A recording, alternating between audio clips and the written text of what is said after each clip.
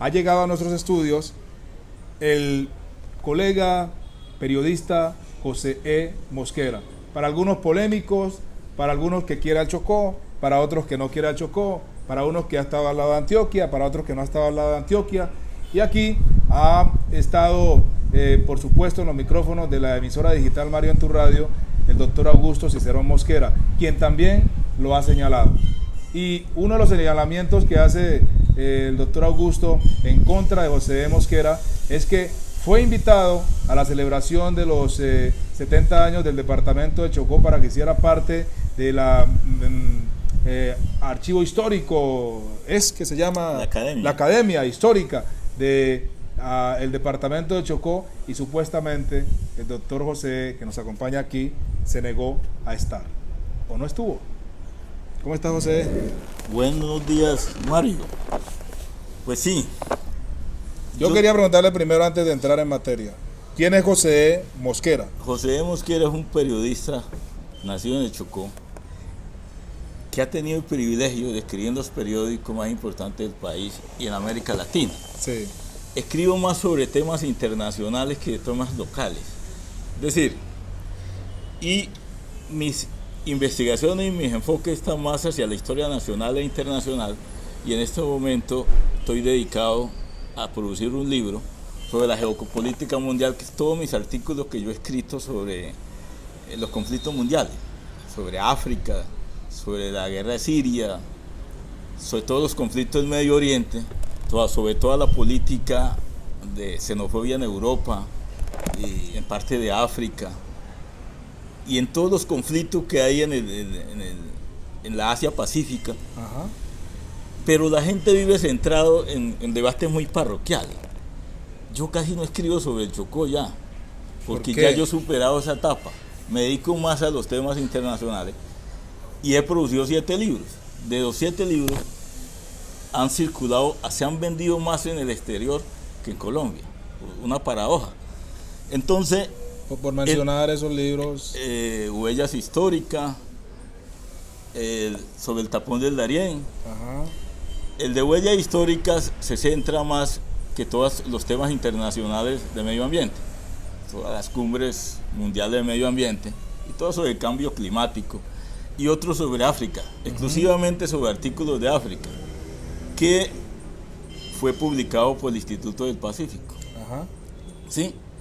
Entonces, yo no entro en esos debates tan parroquiales con el doctor Augusto, porque no tengo afán de figuración ni tengo interés de pertenecer a la Academia de Historia del Chocó, que ese es el quid de sus malquerencias, porque yo le critiqué profundamente cómo conformó la Academia de Historia. Una Academia de Historia, una verdadera Academia de Historia no se conforma de esa manera que lo hizo. ¿Cómo lo estaba haciendo él? Unos tipos, la mayoría de los miembros, con todo el respeto que ellos se merecen, a excepción de 2 o 3, sí, no merecen realmente estar. ¿Por qué no merecen estar ahí? Porque sus producciones históricas no aguantan un verdadero escrutinio. ¿Nombres? No mencionamos nombre para no generar susceptibilidad. Pero, ¿tú crees que ha producido mi amigo Diego Córdoba en materia de historia en el Chocó? O mi amigo Yamil Bedoya, y así por el estilo, por decir algo. Entonces, yo le sugerí unos nombres al doctor Augusto, que sí valen la pena estar en una academia de historia, como el padre Gonzalo de la Torre, uno de los hombres más intelectuales del Chocó, y más sobresaliente del Chocó vivo. Le sugerí Luis Fernando González, que es un profesor de la Universidad de Arquitecto, doctor en historia, ha hecho muchos trabajos sobre historia del Chocó. Orián Jiménez, profesor también de la Nacional, que tiene unos estudios muy serios sobre el Chocó y sobre Novita. Chocuano, ¿no? ¿No son chocuanos? No son chocuanos, pero no es necesario que estén sean chocuanos para que hagan parte de la Academia de Historia. Porque los chocuanos, los foráneos conocen más la historia de Chocó que los propios chocuanos, porque lo han investigado más. Le sugería a Jorge Salgado, le sugería al profesor Néstor Emilio, y otra serie de personalidades que yo considero que deben de estar en una academia. ¿Y no están ahí? Y no están. Entonces, ninguno de lo que usted dice fueron incluidos ahí. No fueron incluidos, fue uno solo, profesor Néstor Emilio. Augusto me invita, pero a mí nunca me llega una invitación oficial, una tarjeta. ¿A qué hora es mi intervención? Si el departamento sufraga mis costos de movilización o si yo los sufrago, y a qué hora me toca intervenir. A mí nunca me llegó una invitación oficial. Fue muy folclórica la invitación, por decirlo de alguna obviamente. manera. Entonces, ¿tú cómo vas a asistir a un evento donde no te han confirmado a qué hora intervienes? Yo que vivo en la Feria de los Libros, presentando libros, en la Feria de Medellín, de Bogotá, de Manizales, de Cali, a uno le hacen las precisiones. Si uno es que costea los viajes o cómo es toda la programación. Tú tienes tu propia agenda en la ciudad que vives, ¿sí? Eso no se puede manejar de esa manera folclórica. Como no me confirmaron, yo no asistí. Y no fue que no asistí porque le tenía miedo, porque iban a tonos académicos y que yo tenía miedo confrontar mis tesis. Yo llevo 3 años, Mario, esperando que los líderes del cordovismo, especialmente Augusto, me refuten el libro. Y en 3 años no han escrito una cuartilla diciendo que refutándome las tesis que tengo allí. ¿Mitos y leyendas? De mi libro, Diego Luis, Mito y Realidad. Mito y Realidad. Que es la historia de la creación del departamento. Exacto. Él lo dijo ayer, lo dijo aquí en su entrevista, que él nunca había dicho que Diego Luis Córdoba era el único fundador del departamento de Chocó, que era uno de los gestores del departamento de Chocó. Esa es la tesis que ha planteado aquí Augusto Cicerón. Él cambia su tesis. Y que usted lo que ha dicho es mentira. Él cambia su tesis porque se está confrontando con la tesis que es la que yo he expuesto desde hace 3 años. Yo expuse hace 3 años mi tesis que la creación del departamento de Chocó es un proceso de 117 años que comienza en 1830 y termina en el 46. 3 generaciones. Augusto, como no conoce la historia, no ha investigado ni tiene la formación de investigador, Augusto minimiza eso porque realmente no la conoce, ni la ha estudiado, ni ha leído el libro. Yo me da la impresión que Augusto no ha leído el libro. Y por eso, como no ha leído el libro, no sabe en qué contexto se escribió el libro y en qué contexto se reevalúa la historia del Chocó. Mira, el proceso arranca en 1830. La gente clave entre 1930 a 1905, que se crea la intendencia, está Nicomedes Conto, Régulo Ibáñez, Eduardo Sarmiento, Eduardo Ferrer Lora, el mismo César Conto, hijo de Nicomedes Conto, y otros. Son clave para que el Chocó se separe del Cauca y se convierta en intendencia. Y con la ayuda de un dirigente político antioqueño que se llama Rafael Uribe. Se crea la intendencia en 1905 y viene otro proceso. Y son unos líderes que comienzan a luchar para que el Chocó sea departamento. Entre ellos está Reinaldo Valencia, Jorge Valencia, Gonzalo Zúñiga, Eliodoro Rodríguez.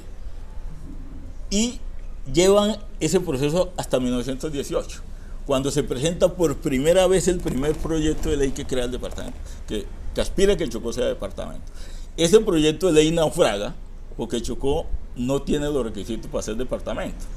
Entonces, de a partir de 1920, el líder que aglutina toda la lucha se llama Alfonso Medú Salge.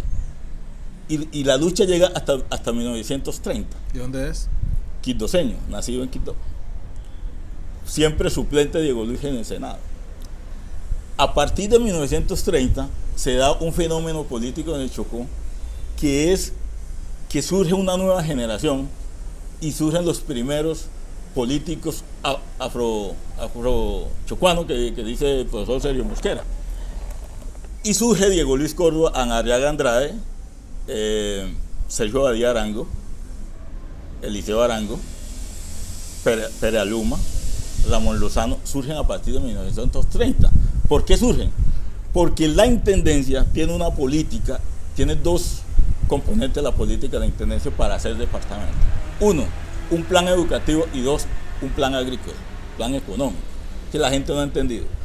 Diego Luis y toda esa generación es producto de un plan educativo que fueron becados para estudiar en el Colegio Carrasquilla y en otros colegios, y después fueron becados para entrar a las principales universidades del país. Esos son los líderes que salen a partir de 1930 y toman la lucha de la creación del departamento. ¿Fueron buenos o no fueron buenos líderes? Excelente, porque la mayoría llegó a ser ministro. Sí. Entre eso se me escapa Dionisio Echeverry y Ricardo Echeverry Ferrer, dos hermanos. También fueron clave, blancos. Toda la lucha no fue ni de negro ni de blanco, porque ahí todo el mundo luchó por Esa es su parte. Mira, y hay algo que los chocanos tienen que entender en este debate. Durante la República Liberal, que va de 1930 a 1946, Diego Luis se presentan dos proyectos de ley para creación del departamento. El primero, en 1933, entre Diego Luis y Osías Lozano Quintana, conservador condoteño, también de la generación del 30, estudiado, becado por la Intendencia. Ese proyecto naufraga porque Chocó no tiene los requisitos.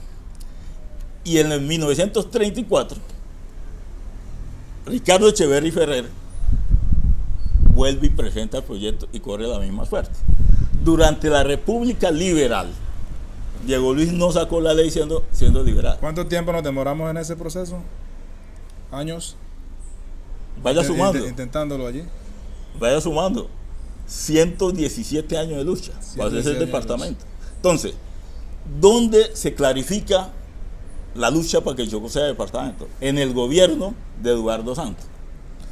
Muy pocos se han atrevido a hacer estos estudios, estos análisis yo lo hago a partir de mi trabajo de archivo en los archivos del Congreso, en la hemeroteca del Congreso. José no se está inventando nada y lo estoy contextualizando con el problema nacional, político nacional del momento y el problema internacional. Es que la gente saca de Diego Luis de contexto. Entonces no entiende cómo era la política colombiana al interior de los partidos en 1930 para poder entender esto. Entonces, en el gobierno de Eduardo Santos viene un fenómeno que es que el sector conservador de los Leopardo y el sector nacionalista del Partido Conservador de Mariano Ospina Pérez se acerca al gobierno de Eduardo porque son defensores del imperialismo norteamericano. Y esa alianza es lo que va a permitir que se reforme la Constitución en 1944 con el apoyo de los Leopardo, que van a ser clave para que se reforme la Constitución para que el Chocó pueda ser departamento en 1944, gobierno de Alfonso López Pumarejo. Entonces, si tú ves, el proceso no fue así como lo cuenta la gente tan literal. El proceso fue más complejo. La gente como no ha investigado, no ha tenido la capacidad de entender todas esas variables. Y aquí es donde usted trata de mentiroso a Diego Luis Córdoba. Obviamente. Veo que usted no duda de las capacidades de Diego Luis Córdoba y dice que fue uno de los grandes líderes y fue un muy buen líder en el pasado, pero sí lo trata de mentiroso porque no corresponde de todo lo que se dice a la realidad. Eso es correcto. ¿Por qué? Porque Diego Luis, cuando asciende por primera vez al Congreso, Diego Luis es el gobierno de Enrique Olaya Herrera. Diego Luis se declara socialista y se va contra la política internacional y petrolera de Olaya Herrera. Y es muy crítico de la política petrolera de Olaya Herrera. También es muy crítico de la política económica y petrolera del gobierno López Pumarejo.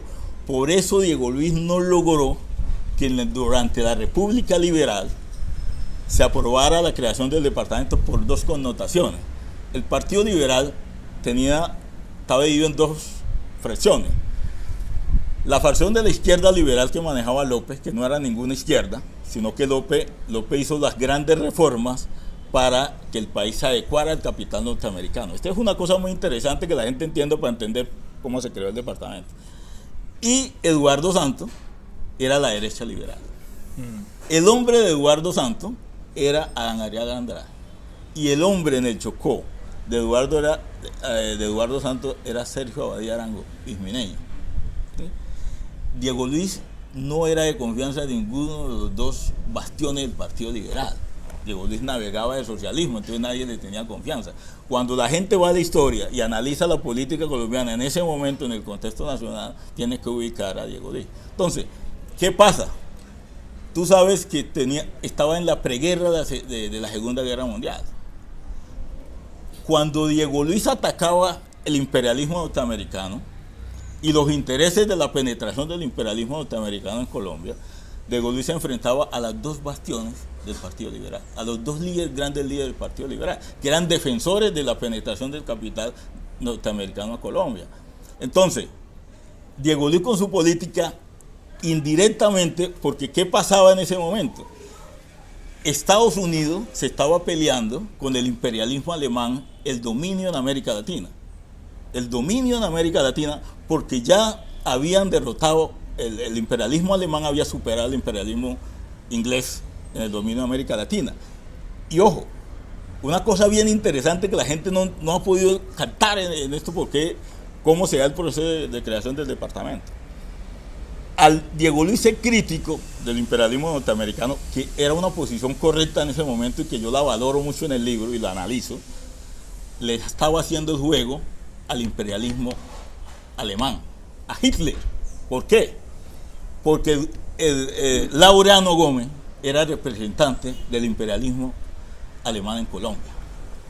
Esa variable que la gente no entiende es la variable que va a hacer que Diego Luis no pueda aprobar la creación del departamento como líder en la República Liberal. Y eso es que la gente no entiende, porque López ni Eduardo Santos le perdonaban a Diego Luis que criticara a los gobiernos liberales para facilitarle la oposición a Laureano Gómez. ¿Y por qué esta historia no la cuentan así los amigos, los partidistas Porque no la han investigado, no la han estudiado. Y te descalifican, en mi caso, sin conocer profundamente lo que estaba pasando en Colombia, porque vos no podés analizar el tema de Diego Luis con la mirada de hoy, ¿verdad? Tenés que analizar con la mirada de su época. ¿Y le incomoda lo que usted dice? Incomoda, por eso incomoda a los sectores lo que usted porque plantea. Han tenido una historia oficial que no dice la verdad. Entonces, ¿qué pasa? Que cuando se reforma la Constitución en el 44 para que Chocó sea departamento, sin afectar los límites de los departamentos vecinos, es el grupo de los Leopardos que termina apoyando y presentando el primer proyecto de ley. El grupo de los Leopardos, que encabezaba Eliseo Arango y Augusto Ramírez Moreno. Presentan el primer proyecto de ley en 1945, la sesión de julio de 45, para creación del departamento de Chocó. Después de eso es que Diego Luis nunca presentó un proyecto solo, lo presentó con Adán Arriaga Andrade y Ramón Mosquera Rivas, presentan otro proyecto meses después y se fusiona con el proyecto de los Leopardos. ¿Sí? Y viene toda la discusión y se viene a dar todo ese proceso en el gobierno de Mariano Ospina Pérez, que es un gobierno de unidad nacional. Y aquí viene otro, Mario, otro evento que la gente no ha entendido. El Partido Liberal en esas elecciones se divide en dos bastiones. Unos se van con Gabriel Turbay, que es el candidato de Eduardo Santos, y otros se van con Jorge Eliezer Gaitán, que es la rebeldía del Partido Liberal. El Partido Liberal se divide. Pero Alfonso López Pumarejo no respalda a ninguno de los dos, respalda a Mariano Ospina Pérez. En esa alianza que elija Mariano Ospina Pérez, en el 46, es la alianza que va a determinar el Frente Nacional más adelante. Entonces, esa alianza que va a permitir que el Chocó sea departamento. Porque si se va por la otra, no. Quizás no, ¿o qué? No, por una razón sencilla. Ahí estaba el grupo de los Leopardos. Y estaba el grupo, como Mariano Ospina Pérez, el grupo de Mariano Ospina Pérez había sido clave para la reforma constitucional del 44, fueron clave para aprobar el departamento de Chocó. Por eso, ¿cómo explicas tú, Mario, que Diego Luis, que está en oposición al gobierno de Mariano Ospina Pérez, sea el padre de la creación del departamento cuando estaba en oposición? Y el hombre clave para que se hicieran las mayorías fue Eliseo Arango, que era el que controlaba la bancada conservadora. ¿De dónde era? De Bagadó, Bagadoseño, chocuano. Entonces, O Eliseo sea, que a Arango Eliseo Arango fue el hombre clave. No fue estoy un hombre diciendo, clave no para, estoy diciendo que, para que es se el padre. diera la creación del departamento de Chocó. Correcto. ¿Por qué? Porque es el que tiene el control de la bancada por instrucciones de Ospina Pérez. Entonces, ¿qué papel jugó Diego Luis Córdoba en Diego toda Luis esta historia? sí jugó un papel trascendental porque ayudó a los debates, ¿sí? Pero para hacer las mayorías, tú en la oposición no haces las mayorías en el gobierno. Para sacar Diego Luis, para ser padre del departamento, así como han vendido a Augusto y todo esto, su falacia, sacar 83 votos a favor y 16 en contra, votando en la oposición. Eso no se lo cree nadie. Fue Eliseo Arango el hombre clave para unir las mayorías a favor de la creación del departamento. ¿Y usted cómo descubre todo esto? ¿Usted cómo estudia toda esta historia para contársela, para hacerla conocer al Chocó con tanta veracidad? Mario, mi inquietud surge cuando yo tenía 7 años. Yo llego a la casa de un tío que se llama Aníbal Berrío y veo un cuadro en la entrada de la casa con unas velas y le pregunto: oye, tío Aníbal, ¿quién es ese personaje? Mira, ese es el doctor Diego Luis, ese es un santo. El niño se le queda ese imaginario en la cabeza y yo no podía creer que era santo. De ahí nace la inquietud de yo averiguar todo el proceso histórico de Diego Luis. Me eché 10 años. Comencé a leer de Diego Luis desde que yo aprendí a leer, 12, 13 años. Pero la investigación como tal del proceso de la creación del departamento me eché 10 años. En los archivos del Congreso, en el Archivo Histórico de Antioquia, fui al Archivo Histórico de Cauca, fui a los archivos de la Universidad de Antioquia donde él estudió. Tuve aquí en el Carrasquillo, hasta las calificaciones de Diego Luis, era muy buen estudiante.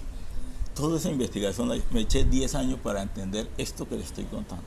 No es un invento que José se paró en una esquina y dijo que Diego Luis no era el padre del departamento y ya. No, fue un proceso de investigación. La famosa frase, cuando llega Diego Luis Córdoba al Congreso de la República y alguien le dice: uy, se oscureció el día, y él responde supuestamente otra cosa. Dicen que no es de Diego Luis Córdoba. Todas esas frases son copias de Platón. Y la gente no, como la gente no investiga. Pero también dicen que no lo dijo Diego Luis Córdoba, sino que lo dijo un negro más brillante que Diego Luis Córdoba, que hacía parte también. Que el Negro Roble, que se lo atribuyen también al Negro Roble, que fue muy grande. Pero detrás, yo no desconozco, Mario, la importancia que tuvo Diego Luis en la política colombiana. Diego Luis fue uno de los líderes del Partido Liberal más importante de su época. ¿Sí? Un tribuno, un tipo valioso. Y las luchas de él contra el imperialismo fueron muy valiosas. Él después fue que cambió cuando se asoció Mina de Neguá, una filial de la Chocó Pacífico. Ahí fue que fue cambiando su tesis y todo. Y otra cosa que los mismos Córdoba no han investigado bien la vida de Diego Luis. Sí, yo reconozco todos esos valores de Diego Luis, pero esa falacia que todos los años hacen un desfile y le van y le ponen una corona, que es el padre del departamento, esa sí no la pueden seguir echando. ¿Usted es cordobista? No, yo soy liberal a seca. ¿Y cómo un liberal no es cordobista en el Chocó? ¿Cómo se entiende que un liberal no sea cordobista en el Chocó? Porque yo no, es un apéndice del liberalismo. Mis padres fueron cordobistas. Mi papá, mi mamá, cordobista. Pero yo tengo una formación que me permite entender las variables políticas muy distintas. Y sé de dónde es el origen del movimiento cordobista y por qué el movimiento cordobista es perenne en el Chocó. Y por qué se incomoda cuando yo planteo estas tesis. Porque el poder del cordobismo reside en el problema racial. Cada niño que nace con el mito que Diego Luis fue el padre del departamento se vuelve cordobista. Entonces, cuando esa mentira se vaya diluyendo en la mente de los nuevos jóvenes, no van a poder seguir sacando en todo las campañas, la fotografía de Diego Luis. ¿Quién crea el cordobismo? ¿Sí? Todo el mito concepto cordobista, ¿quién lo crea? Se crea después de la muerte de Diego Luis. ¿Hay un creador? No. Todo el movimiento se aglutina alrededor de las tesis de Diego Luis y se crea todo el mito. Y ese mito es lo que hace desaparecer a una de las generaciones más importantes del Chocó. Por eso tú ves que no reivindican a Herrera Andrade, no reivindican a Sergio Abadía Arango, no se reivindica a Aureliano Perea Luma, no se reivindica a Manuel Mosquera Garcés, a Ramón Lozano, Alfonso Melú, todos son opacados. La historia la desaparecen, hay un foso en ese periodo histórico, pero cuando la gente comienza a investigar, se da cuenta que hubo una generación muy importante de Chocó. Todos llegaron a ser ministros y embajadores, toda la generación de Diego. Y Diego no llegó a ser ministro, nada. No fue por negro, fuera porque él no correspondía a las vertientes del Partido Liberal en ese momento. Se nos ha venido el sol. Aquí una charla amena con José Mosquera, periodista connotado en Colombia. Dice no estar escribiendo ya para el departamento del Chocó, sino estar escribiendo para el nivel internacional. ¿Usted siente que defendió a Belén de Bajirá o usted perdió credibilidad en el departamento del Chocó y fue tratado, como dice Augusto, por los que defendían a Belén de Bajirá? Hombre, si hay un tipo que conozca el tema de Belén de Bajirá y que lo haya estudiado como José Mosquera en el Chocó, me le quito el sombrero. Es el tipo que sin petulancia, se lo digo, sin petulancia. Los análisis que yo hice fueron clave para que la gente comprendiera el tema de Belén de Bajirá. Y a partir de mis tesis de Belén de Bajirá, renuncié a mi columna en El Mundo, porque yo defendía el Chocó. Renuncié a mi columna del periódico Mundo, porque El Mundo defendía las tesis antioqueñas y yo defendía las tesis del Chocó. Y Augusto no tiene ni idea de esto. Pues dice que usted tiene un interés en Antioquia por el tema de los gavirias, no, que tanto daño le han hecho a Antioquia, que usted hace parte de... Yo fui muy amigo de Guillermo Gaviria Jr. y de Guillermo Gaviria Padre. Mis relaciones con ellos son de tipo intelectual. ¿Y por qué mis relaciones con ellos dos y con toda la familia Gaviria? Por mi posición sobre el tapón del Darién. Yo he sido defensor de la apertura de la carretera entre Colombia y Panamá.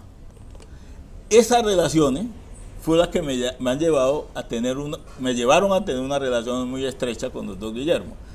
Pero eso ya que digan que yo soy defensor de los intereses de ellos, la gente que haya escrito, que haya leído mis escritos se da cuenta que tuve verticalmente, si usted ve en Twitter, me enfrenté a todos los parlamentarios antioqueños, me enfrenté a la clase dirigente antioqueña y ninguno fue capaz de refutarme y fui a debates con ellos.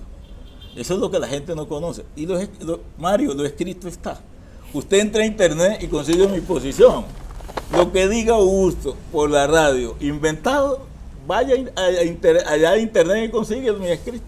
Por último, usted habló de que las fiestas del departamento del Chocó en sus 70 años no se podían resumir en un reinado. Una cosa trivial. Mira, en 70 años se debía haber hecho un balance para dónde iba el Chocó. Hacer homenaje a esta generación que te hablé. El logotipo de los 70 años tenía que tener la foto de estos prohombres. No las tuvo. Decime tú si en la celebración se le hizo un homenaje a Arriaga Andrade, que fue el primer gobernador. Él dijo que no, pues que Adán, no. Usted estaba polemizando por el tema de Adán. No, porque no conoce la historia de Adán Arriaga. No la ha estudiado tampoco. No ha estudiado profundamente el papel de Sergio Abadía Arango, ni el papel de Eliseo Arango, ni el papel de Aureliano Perea, ni el papel de Ramón Lozano, ni de Manuel Mosquera. Entonces, como no conoce esa historia, no podía ser un evento de otras connotaciones que no fuera un reinado donde él es fuerte. Parecía como en medio de esa foto que le vi, parecía el Playboy ese famoso de Estados Unidos, ¿sí? Con sus doncellas allá al lado, ¿sí? Pero eso no era lo que se debía hacer. Mira, Mario, y una cosa increíble, de las personas que siguen vivas de la lucha para que yo fuera al Parlamento está doña Livia Valencia. Nadie se recordó en los 70 años de doña Livia, que todavía vive, para haberle hecho un homenaje. Esa señora sí se merecía un homenaje. ¿Dónde vive?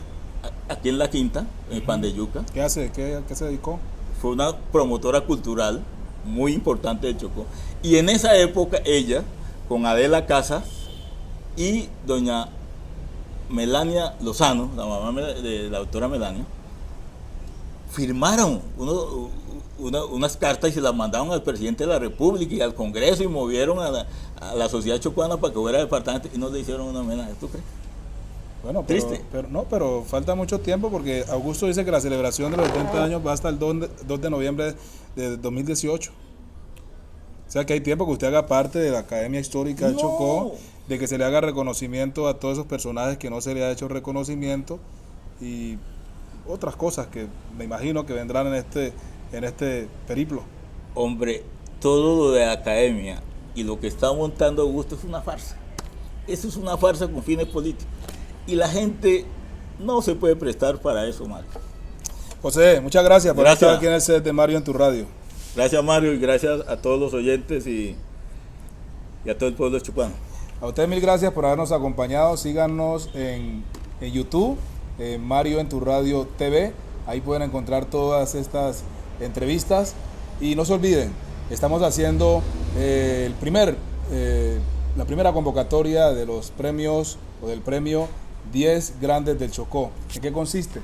Usted entra a Facebook y 10 Grandes del Chocó, descarga el formulario, descarga los criterios también y llena el formulario, lee muy bien, llena el formulario y los envía de regreso al correo siyocambio@gmail.com y sea usted uno de los 10 grandes del departamento de Chocó. Ceremonia el 20 de diciembre de 2017. A usted mil gracias. Hasta pronto.